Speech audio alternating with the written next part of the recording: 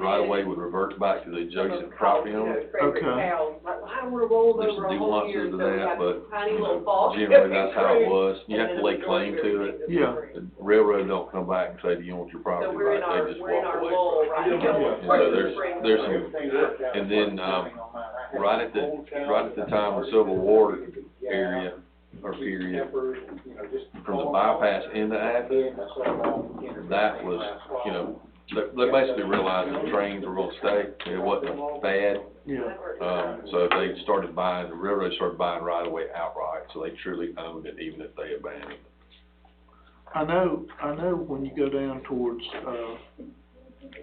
through Winterville, down towards Bishop and Farmington, there's sections of it where, you know, there's pine trees, but the tracks are still in place now. Now, the section between Athens and Union Point, that's a different railroad. From Athens, like Madison, like where you're talking about,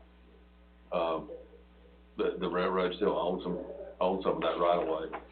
Benny Ray Anderson. Yeah.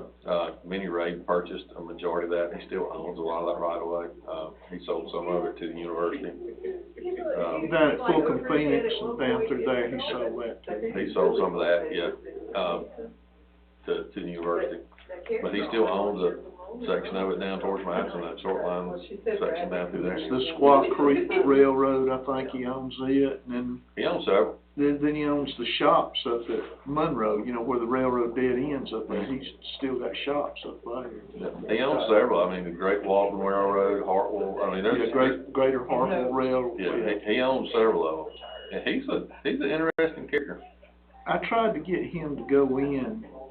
In fact, I lined up some folks with money there to let us buy railroad cars. You know, he's got passenger cars up at Airline. Mm-hmm. And let us redo them into rolling condos and take them down behind Sanford Stadium. Mm-hmm. And, you know, just name them dog houses. Even had a guy that was going to put a Chick-fil-A franchise in one. Oh, wow. And, I mean, you know, and you know, yeah, that sounds like it'd work. Yeah, we could all make some money off of it. And then he backed out, and the guy with the Chick-fil-A says, I'll give you $1 million check for a car and a place to put it. And he wouldn't do it. No. He don't want to let control go. That's no, he's Everything's in Sanford community. going well. I haven't tried to I mean, the only advantage But things over at Stillwater. Very blessed. Really good. You just don't know. Absolutely. So how much longer are you going to have to go through this torture? Till his wife leaves it. Yeah, till she tells me I don't have to wear it anymore.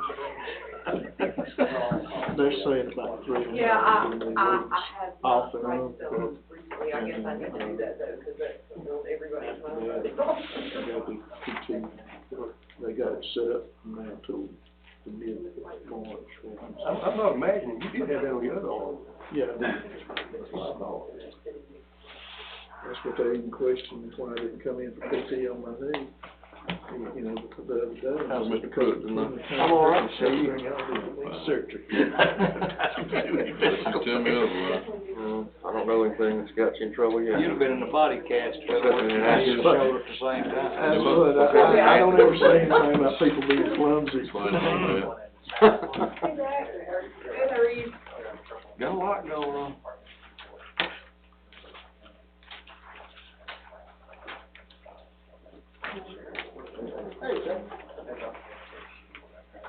Hey, Zach.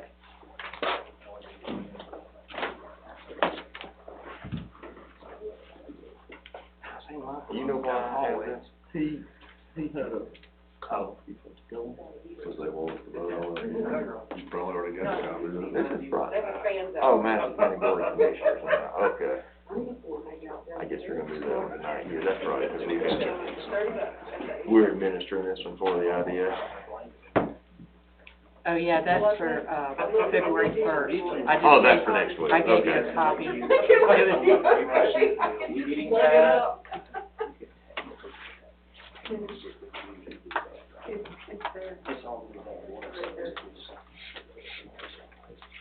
been any resolutions yet in the Sanford family feud? No. For the church, just seemed Again, right, what, number 3? Dennis about Yes, sir. You're fine. Oh. Just glad that's in your district. I just got them too, you got all Harrison. Oh, yeah, how about that? It is, I think it is. They're a different state. It's a third. Yeah. It would be a third world country if they knew that the world was round and stuff like it is. No, Harrison, not him. I like Harrison. I don't think that's fair. No, maybe, Brian. You don't get Harrison, do you? Okay, Brian got yes, Harrison. Brian. Brian's got Harrison. Yes, I'm good. Let's get downtown David. Mm-hmm.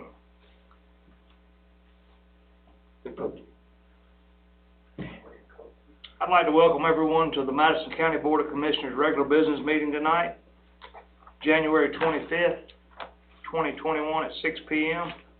Would you please stand for the pledge?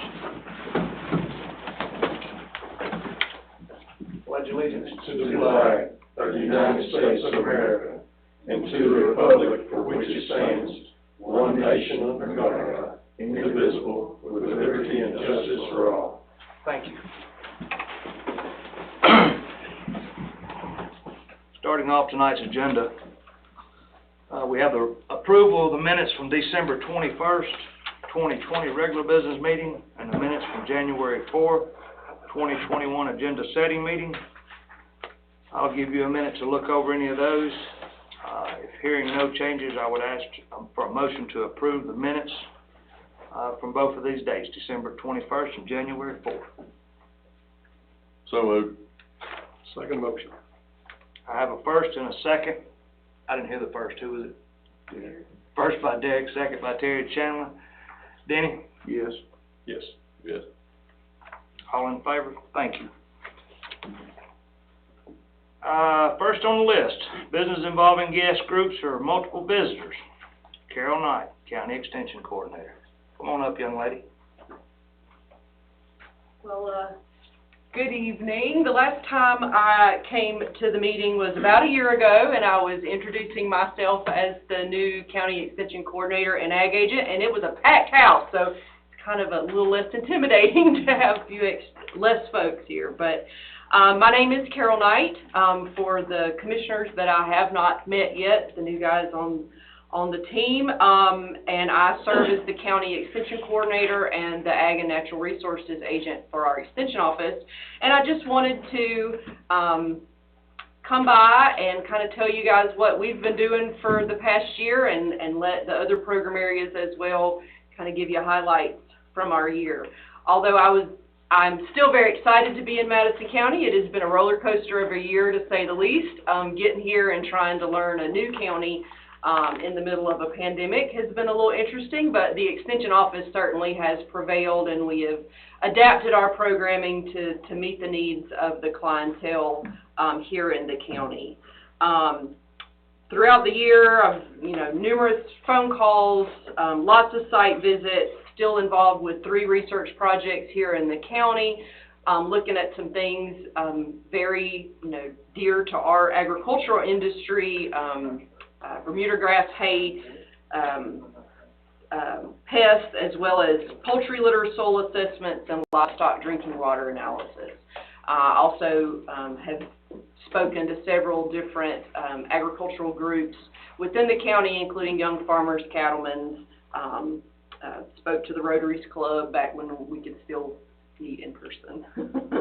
But anyway, we're very proud of our office. We're very proud that we're fully staffed. We're able to hire an admin in the middle of the pandemic, so we're very pleased to be at full staff and ready for an exciting 2021. So with that, I'm going to let Susan and Brad come up and tell you a little bit about what's been going on in 4-H and back. Okay, I'll Thank you. It's a pleasure to be here. My name, of course, is Susan Goldman, and I'm the 4-H agent here, and I'm so appreciative of all that our county commission does for us, as well as our community, for Madison County 4-H. Through your gracious support in 2020, we've had a lot of health setbacks, but we've been pleased that our students have continued to learn and grow in so many different ways. They now understand that wearing masks, sanitizing not only their hands, but their tables before they leave and when they arrive, as well as COVID health screenings are just a priority in our office every time they come into the building. With Project Safe Archery and Shotgun, which you know a lot about, some of you, and also BB and Cowboys and Angels Equestrian Drill Team, they have learned so much about being safe, but also being on the line and shooting in a pandemic as well, like Carol was saying. The Equestrian Drill Team has worked so hard under the leadership of some great coaches, and they're getting back to work with their kids as well, learning and doing. But we've also got over 600 kids that participate in our program in a lot of different ways. Even with all that's been going on with our health concerns throughout our county, the kids have also learned that they can meet virtually instead of in person in a lot of different ways. Now, luckily, our school programs are still in-school programs, and we've met with not only all 5 elementary schools, but the middle school and the high school, and both homeschool and private schools, as well as our very youngest from kindergarten to 3rd grade that we call Clover Buds.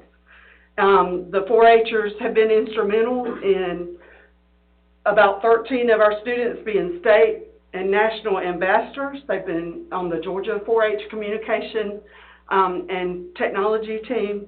They've been trained as district certified team leaders in the last year, and they've also been a part of the Cloverton Company group. So I cannot say enough about the leadership that we've got in our county. We've got over 60 officers that serve at our local schools, and they've been trained in that area, and they get up and they serve every meeting. So we're really proud of them. But we're also very proud of the ones that many of you recognized last year that became Master 4-H'ers, which is the highest award that they can achieve in 4-H. 5 of our 4-H'ers earned that status, and we were very proud to have that in Performing Arts and Food Challenge, but then we were also proud to have the reigning reserve champions as well in poultry judging for our senior 4-H'ers, Food Challenge and wildlife judging. But then for our juniors, we've also got the champions in poultry judging and also in livestock judging. So they have definitely been working hard. They've been achieving. But I think they will be the first to tell you that it's when they have their failures, they learn the most. A lot more than you learn with successes. And it just teaches them so much to participate in these skills that will teach them lifelong skills that they can use for the rest of their lives. They've been active not only in person, but also virtually in many cases for county council, robotics team, science night, conferences such as Cloverleaf Conference and SRTLC, which is a regional conference, and even Fall Forum. And just today we heard that we've got another Master 4-H'er. Parker Varnado just achieved National 4-H Conference status after interviewing and preparing an application. So he will be attending the National 4-H Conference and a new Master 4-H 4-H'er awarded hopefully this summer at State 4-H Congress. Our horse quiz bowl teams are very active right now. They competed Saturday in the virtual competition, and they're waiting to hear how they've done with that competition. And then soon we'll start up horse hippology. So as you can see, they're moving and doing a lot of things in 4-H. They've learned that it's through doing all these different things, not just with their activities, but also with their programs and different things that they do, that perseverance and prevention teaches you so much more. You know, when things are quarantined, rescheduled, or virtual, it means a lot. It means caring. It means caring for the other person, and it also means we take our comfort last but put the others first.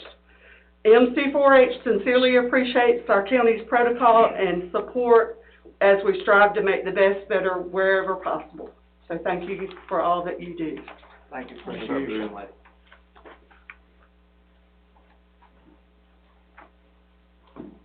Hey everybody. Hello. My name is Brad Averill. I'm the Family and Consumer Sciences Say your Agent. last name again. Averill. Okay. I'm the Family and Consumer Sciences Agent here in Madison County. I'm here 3 days a week, and I'm in Oglethorpe County 2 days a week. I'm here 3 days a week because you guys pay me for 3 days, and they only pay me for 2, so I like spending more time. Part of my job is to work on chronic disease prevention, establishing healthy relationships with children and youth, and providing food safety services for the community. For chronic disease prevention, we just finished our Prevent T2 Lifestyle Change Program for 10 Madison County residents. We met on a weekly basis starting in February, and then of course we were in person, and then when the pandemic hit we had to shift to a digital format. Some of our participants are older, and not only have they never joined a Zoom call, I don't know if they've opened a computer in the past 15 years, so it was an interesting dynamic trying to get them to stay with the program. But we had all 10 participants finish the program just actually last week. Our participants lost a total of 87 pounds together. The program was really interesting. We met every week for the first 6 months, and then every other week, and then we met monthly. So it's a really, really good program through the CDC. So we're really proud of that. In terms of establishing relationships with youth, I'm working with the Madison County High School and Lynn Booth at the high school to do a Relationship Smarts program. We've done 3 out of our 6 lessons. The first 3 lessons were done virtually. We'll be doing the next 3 lessons starting February 5th, every single Friday until we finish. The idea is just to help kids establish healthy relationships, not only with their parents and their friends, but those pesky boyfriends and girlfriends, and we go over some of the difficult situations that they might not have prior advice on. And lastly, I provide ServSafe certifications for restaurants and food service businesses in the county. Usually we hold quarterly trainings or 8-hour trainings. They sit and listen to me yabber for 8 hours, and then they take a test, and hopefully they pass and have their ServSafe certification. So it's a pleasure to be here. We thank you guys for all of your support, and let us know if we can do anything for you. Thank you for the service of the county. Thank you. Curiosity, are you, when you say 3 and 2, are you Monday through Wednesday here, Wednesday through Friday? Usually it's Monday, Wednesday, Friday here. Okay. I try to stick to that schedule as best possible, but there are things that come up and I have to shift. So as much as possible, I do Monday, Wednesday, Friday. It's a little easier just to remember, so I don't have to wake up and remember where I'm going every day. No problem. I understand. Just curious, thank you. Yeah, thank you guys. Carol and Susan, I have a question on the 4-H end. Have y'all been given a statement this year, how you will be handling DPA, state conference, state congress, I'll and... let you feel that one, Susan. Not a problem. So right now, we have chosen to wait until the very last minute to be in person. We have selected our county project achievement and district project achievement that will be for May 8th, and fingers crossed we will be in person. All the other Cloverleaf district project achievements that have gone by thus far have ended up being virtual. So with that in mind, we want to take the kids to Rocky Ford if at all possible, and we're willing to wait till the very end to do that. But June will be the new scheduled date to take our junior and senior 4-H'ers to compete at district project achievement. And it will be June 11th through the 13th, and right now it's in person.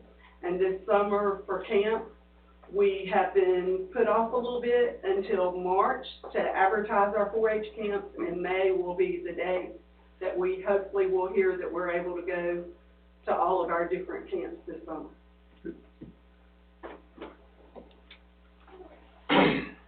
Well, we just appreciate you guys, and of course, if our office can ever be of service, please let us know. We lots of things going through there and pretty busy. Well, thank you. Thank you for your time tonight and the great updates. Some of that, I keep up with some of it, but some of it I did not know, so thank you very much for that presentation. Anyone have any questions or comments anymore? Hearing none, I'll move into the chairman's report. Zach, I told you the last time we had a meeting that I had nothing because it was the first day. it's not been that boring. So, I'm gonna briefly go over some things that's been, taking place over the past week or so.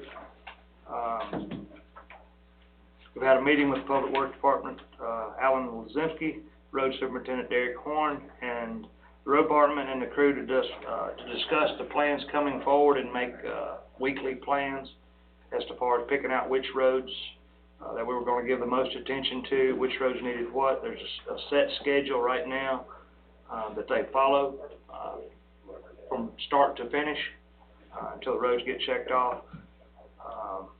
The county also, has purchased a used Gradall excavator. This will help us in realigning our ditches. The current way we had been doing it, or the previous way we'd been doing it is with the motor grader, and it just wasn't very viable. So we bought a machine that actually will clean ditches, and it is on its way. Hopefully will be received tonight. Second thing, Recreation Department, Director Shelley Parham and I met last week with Madison County Little League President Steve Stuchel to discuss options to enable Little League to have presence in Madison County. The viable options offered there was not agreeable to Little League. This was brought up with several options of trying to better our youth sport program through the rec department. 3 different options was laid out. One being a rental price, a total rental price for the fields for the seasons for the rec department, for the Little League. The second was an individual price per field, so the rec department could choose whichever fields they felt like they may need. And the third option was for Little League to actually join the rec department, because they had made it clear that they could not afford those kind of prices due to COVID and stuff that had hit in this last year and the reimbursements they had to give.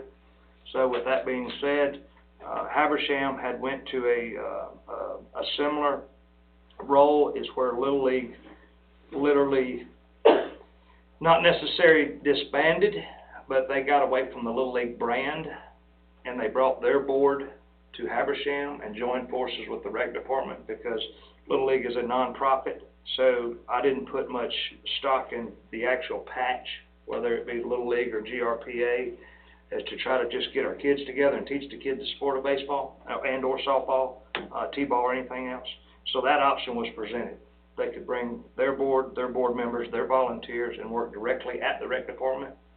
During these seasons, the rec department would fully furnish the fields, fully furnish the equipment, fully furnish the maintenance and upkeep of the fields, and basically they just could show up and run their program.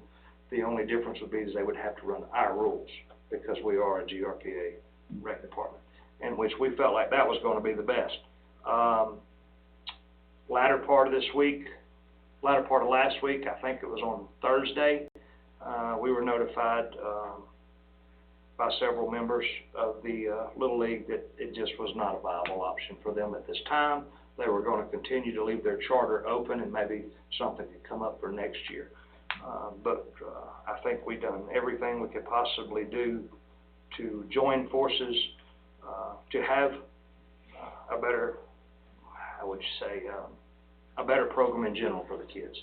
And but as of right now, if anybody wants to play any type of ball sports relating to t-ball, baseball, softball, girls softball, please contact Shelley Palmer, the rec department, and she can get them signed up. That was one of the other setbacks with Little League, is the time frame to sign up. They've just about run out of getting a pre-sign up date, and they were waiting until this new year took place. Now, moving on to the next one. I met with Gina Ward, Drago, I can't pronounce his last name. We know who he is. Yeah, everybody here knows who he is, okay. Regarding their desire to establish a Citizens Environmental Impact Committee. And I'll be honest with you, it's not a bad idea. This is not about just, well, we know where the background is with GRP, okay? This is for anything. You know, if a major subdivision comes in, or if a major retailer comes in, to have a community-based board that could do research on it, from how it's going to impact the streets, roads, population, schools, sort of an oversight that we would take their opinion. And I told him I would not have a problem if that was to be created. I would like to also see it, if it was going to be created, it to be done by districts. Have a chairman or have a district commissioner say, I would like so-and-so to volunteer out of my area. And then that way you're pulling from all over the county. But it's strictly nothing more than an information board to us. Moving on, Human Resource Director Tracy Dake and I met with the Health Insurance Agent Matt Bidwell to discuss various insurance plans with county savings and affordable dependent coverage in mind. Matt Bidwell, this will be the year that Madison County government will be shopping insurance companies for the better rate. I was informed that based off of the 2020 year, claims were down, so we're potentially looking at a 10% decrease on premiums based on the number of claims from 2020. We also have an option to change how the plan is structured. Until we get the new numbers, we ran a cost analysis based on the 2020 numbers, and at that time, it looks like there would be a employee savings of roughly $170,000 across the board, and potentially $110,000 to county savings.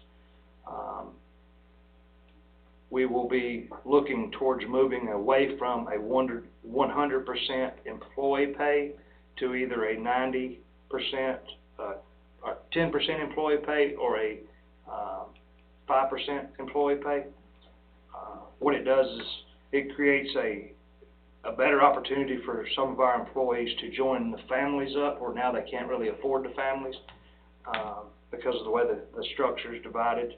Sort of a little more detailed than that, but we'll get into it closer when we start getting some actual numbers, which will be here probably the first week in March, second week in March. We're going to start seeing some feedback on our bid process, and then we'll move forward with that. But that is one of the things we're looking at, is to try to get more affordable insurance for families.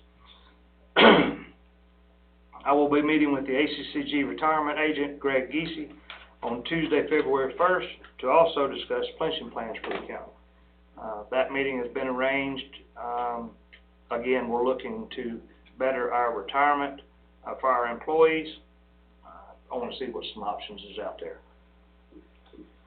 We will hold our first department head meeting on Wednesday, February 17th at 9 a.m.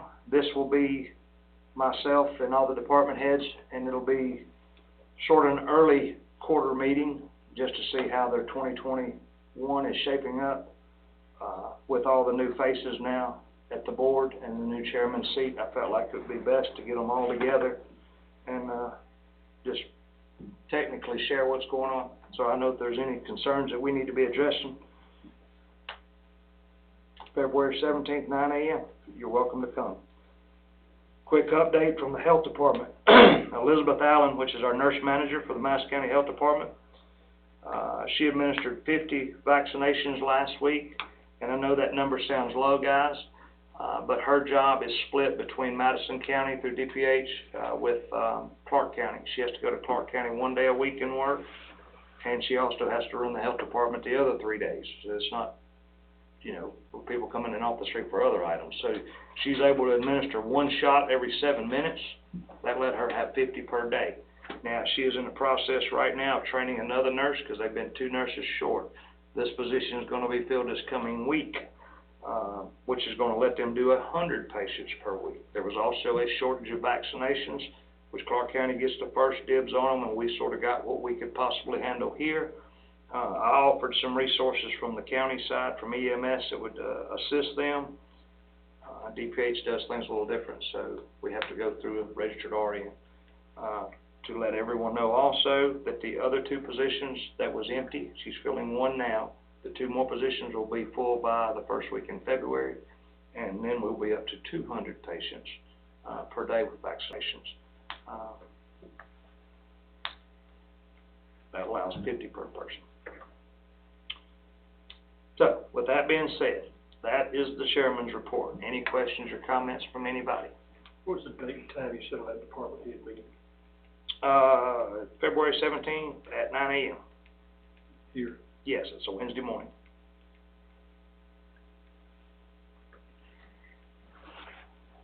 May may I suggest, Mr. Chairman, that if any commissioners want to attend, let Ms. Wooten know, so if we end up with a quorum, she'll need to. Oh, yeah, please don't do that. I was just like, oh, he's gonna come. Didn't say that. Put down just in case. All right, hearing no statements or, remarks from citizens, anybody? I'll move into old business. You see on the agenda before you, consider hiring a Brad Huff to fill the Assistant Director position at the Rec Department. That application has been withdrew from Mr. Huff. Consider approving the 2021 Madison County Budget Resolution. All right. We discussed this a couple weeks ago.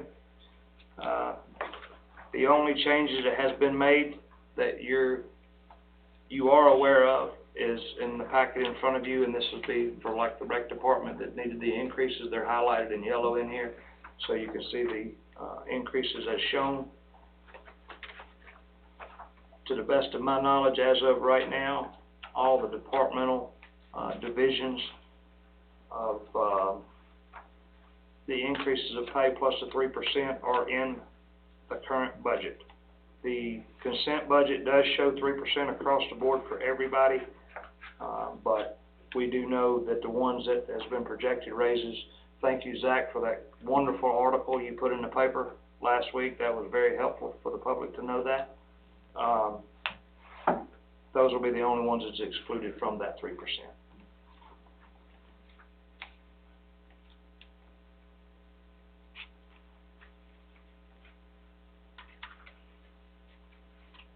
Any questions or concerns on the 2021 budget?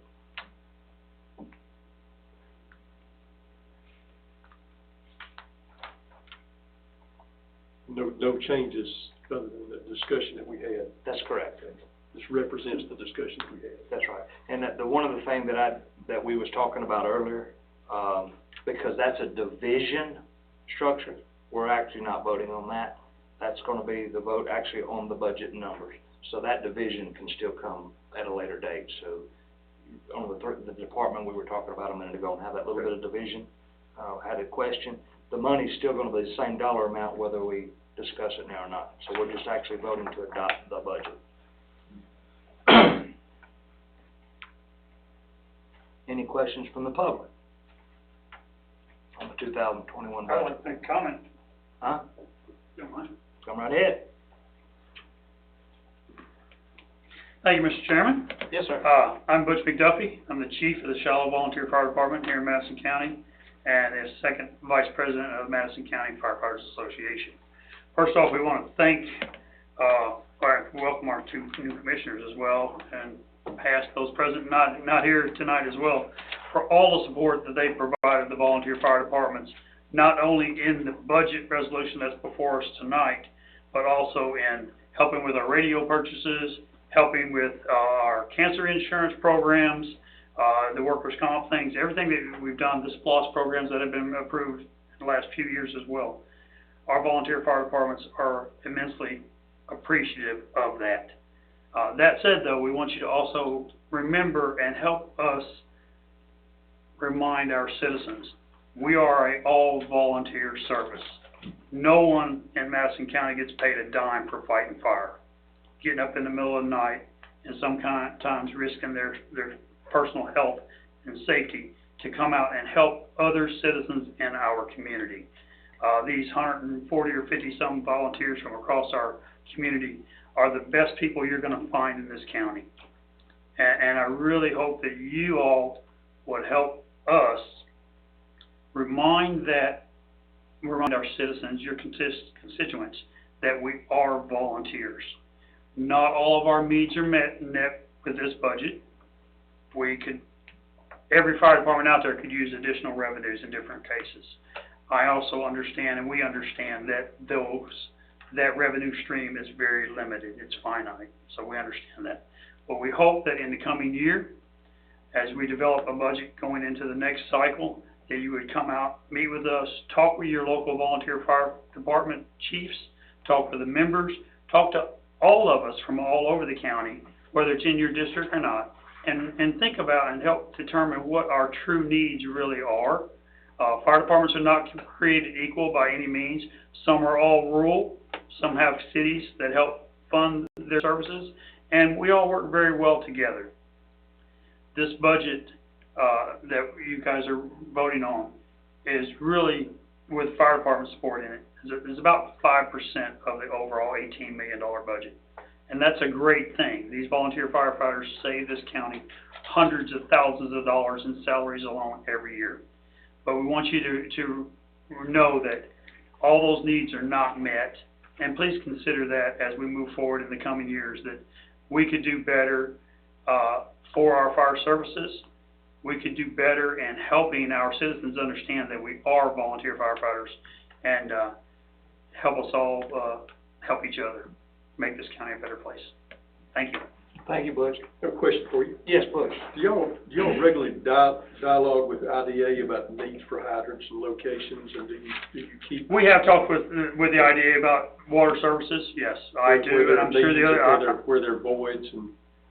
Yes, sir. I've talked with Frank Senator again about that stuff on our district areas.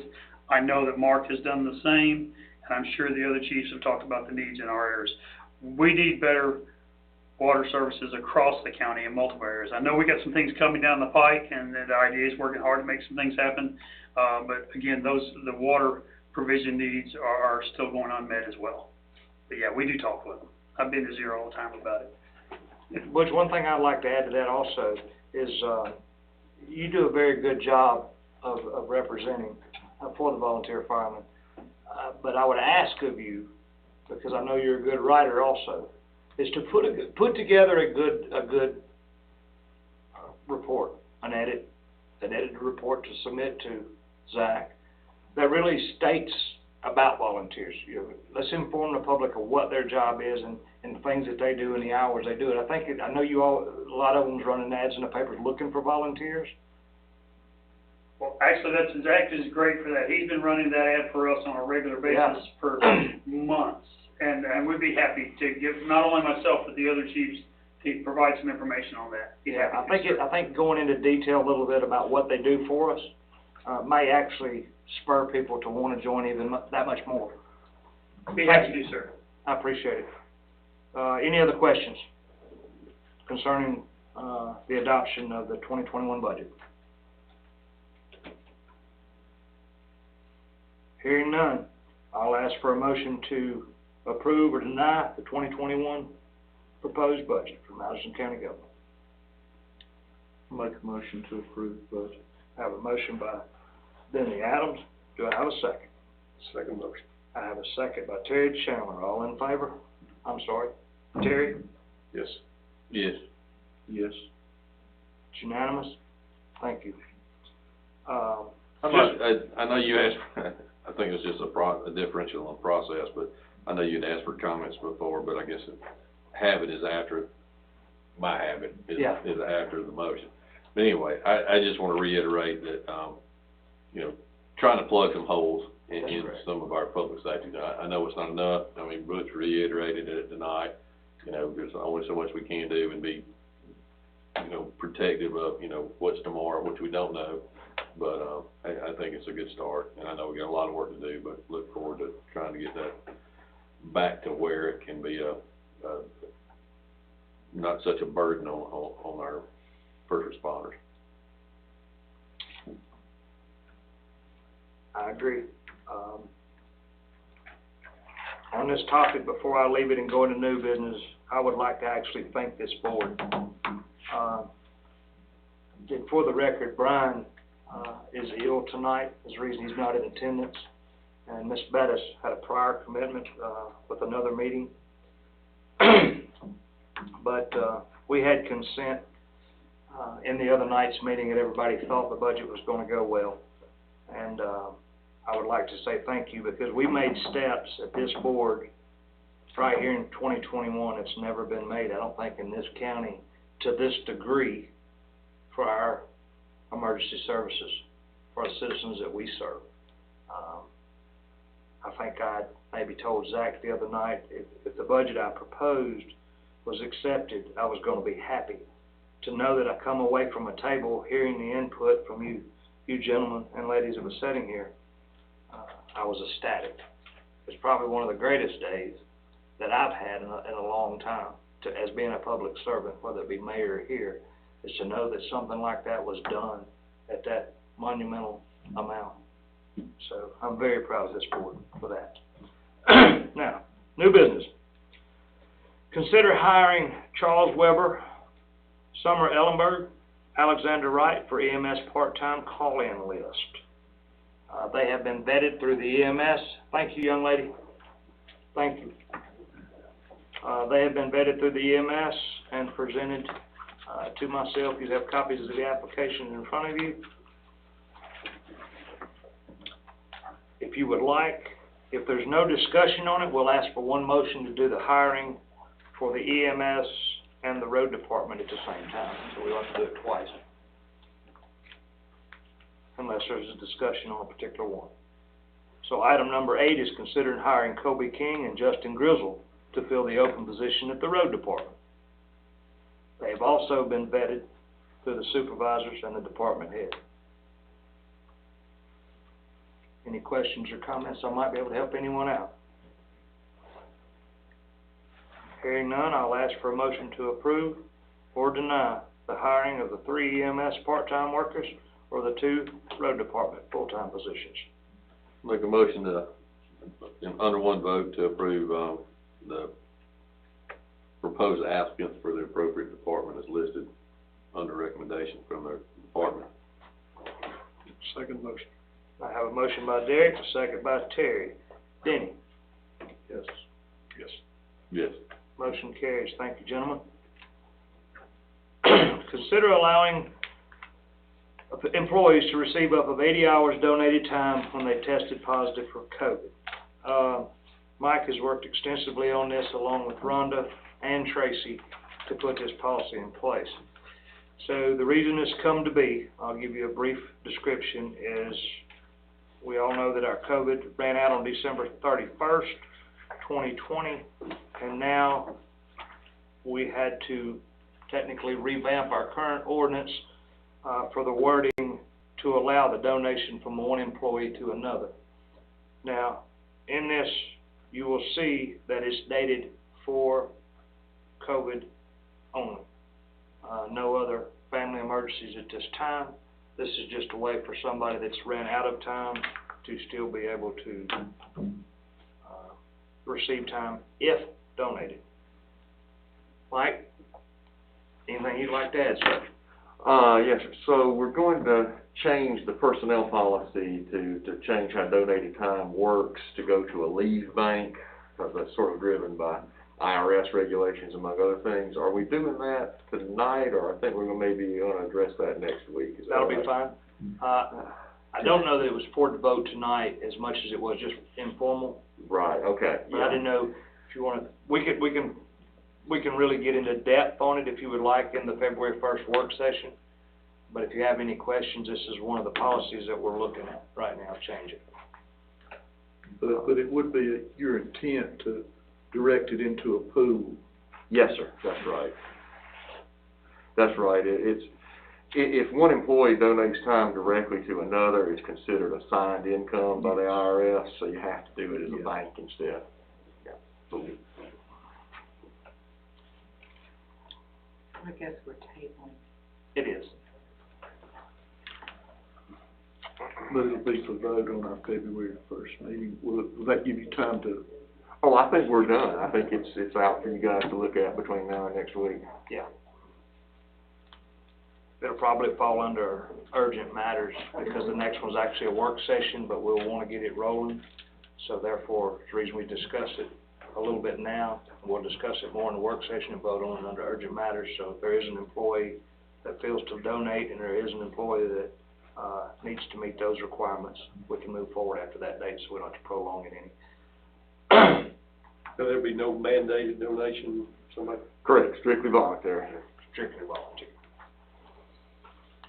Road updates. Any commissioners have any road updates from their districts? I do. Seems there's some thing anyone's interested in over in District 1. And rather than go through this, if it's okay, I'll just give Ms. Rhonda a copy, and we'll pass a copy around so y'all have got it, and that way we don't spend a lot of time verbalizing. Thank you, brother. And it also included when I had the phone number and the contact person, because I tend to have to write everything down or I don't remember it. We'll let this be the new standard. How about that? That's awesome. Thank you, sir. Terry, you have any road updates in your area? Yes, sir. I talked to Derek about a couple of issues. They're ahead of me. All right. They're already aware of them. Mr. Dostron? I got a couple I'll email in and bring them tonight. No problem. Any statements or remarks from citizens? Statements or remarks from commissioners? Go back to that previous question, since Yes. I'm new at this, is there a particular protocol for road reports, or is there anything, typically, is that just, questions or complaints you might have had from your folks? Yeah, typically, I think I've tried for 2 years to try to get a list of roads that we know we're working on to see if there's connectivity, and it just seems like we always get a chance to kind of respond versus to get ahead. But That's a good point. What we'll do is I'll have the guys, when they make that list weekly, we'll just send that out in an email to everybody so you know what's happening that week on what roads. Let me, no, they're always, I'm sorry, they've always been good to tell me, but, you know, trying to write and listen, and it just never, I can never get it together. let me say also, for me to put this on paper is not to be critical of Derek and Alan at all. No. Because they've been very responsive whenever I'd ask them something. It's just a tool that I have to have, you know, I'm a little bit slow. No, that's fine. They do a great job. The road list of roads that are slated for paving. Yes, that was slated in 2020, for our 2021 year. There's that standard procedure for us to get updates on what the status of that is. That's correct. And we will, once we get into the paving season. As of right now, they're looking at the roads that's on the paving list, as going ahead and doing all the preliminary work, the shoulders, the clippings, the ditches, the trees, height, cutting everything back. And then when it comes time to pave, we can actually follow the status as they come along. Trying to use this downtime to utilize getting everything ready to move forward. One issue that I did discuss with Derek, they couldn't address immediately, because to do it correctly, they needed the tar truck up and running in that right. It was being serviced somehow. Okay. Yeah, and so your asphalt plants really, we don't get as good a deal this early in the year till weather changes a little bit, get into March, and you'll start seeing a lot more of that going on. Right now, I think the only thing they're doing is really state stuff.